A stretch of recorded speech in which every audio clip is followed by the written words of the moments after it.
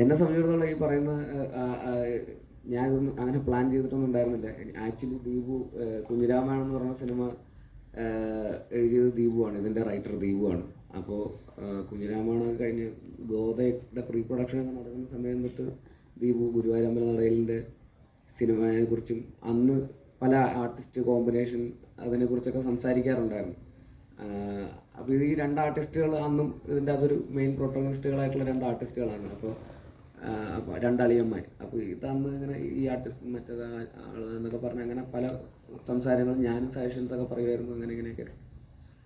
അത് കഴിഞ്ഞ് ഒരു 6-7 വർഷം കഴിഞ്ഞപ്പോൾ, ഒരു 6 വർഷമൊക്കെ കഴിഞ്ഞപ്പോൾ ആ ആർട്ടിസ്റ്റിൻ്റെ സ്ഥാനത്ത് ഞാൻ വരുമെന്ന് ഞാൻ ഒരിക്കലും പ്രതീക്ഷിച്ചില്ല.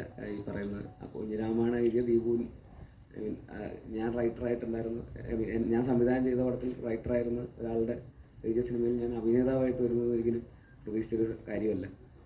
അപ്പോൾ അതൊരു ഭയങ്കര എക്സൈറ്റ്മെൻ്റ് ആയിരുന്നു. പിന്നെ ബിപിൻ ചേട്ടൻ ജയ കഴിഞ്ഞിട്ട് ഞാൻ ഫാലിമിയുടെ ഷൂട്ട് നടക്കുമ്പോഴാണ് ഇതിൻ്റെ സബ്ജക്റ്റ് ഇങ്ങനെ ഒരു സബ്ജക്റ്റ് ഉണ്ടെന്ന് പറഞ്ഞ് വിളിക്കുന്നത്.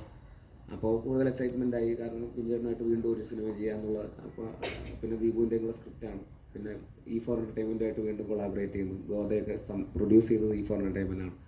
അപ്പോൾ അവരുമായിട്ടും വീണ്ടും ഒരു സിനിമ ചെയ്യുന്നു. അത് കഴിഞ്ഞിട്ട് 2-3 ആഴ്ച കഴിഞ്ഞിട്ട് ബിപിൻ ചേട്ടൻ വിളിച്ചിട്ട് പറഞ്ഞു രാജുവേട്ടനാണ് മറ്റേ ക്യാരക്ടർ ചെയ്യുന്നതെന്ന് പറഞ്ഞു. അപ്പോൾ ഞാൻ ഭയങ്കര എക്സൈറ്റഡ് ആയി. കാരണം എനിക്ക് പേഴ്സണലി ഞാൻ ഭയങ്കരമായിട്ട് അഡ്മയർ ചെയ്യുന്ന ഒരാളാണ് രാജുവേട്ടൻ.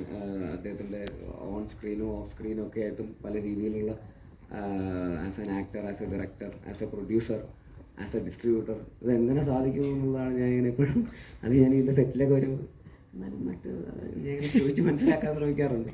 എനിക്ക് പേഴ്സണലി ഈ പറയുന്ന സംവിധായകൻ നടൻ എന്ന് പറയുന്ന രണ്ട് റെസ്പോൺസിബിലിറ്റി മാനേജ് ചെയ്യാൻ പേഴ്സണലി ഭയങ്കര ബുദ്ധിമുട്ടാണ്. രണ്ട് ഈക്വൽ റെസ്പോൺസിബിലിറ്റീസ് ആയതുകൊണ്ട്.